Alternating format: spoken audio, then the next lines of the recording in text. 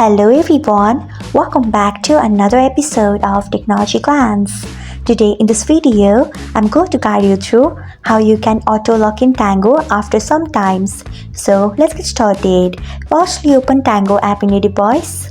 Then tap on your profile icon if you haven't. Next, tap on privacy. After that, tap on passcode. Then you can see the option of auto-lock in. Then select time of your choice. Here I am selecting 5 hours. Then tap on save. So this is how you can auto lock in Tango after some times on Tango. Thanks for watching. If you found this guide helpful, we would love it if you hit the thumbs up button below.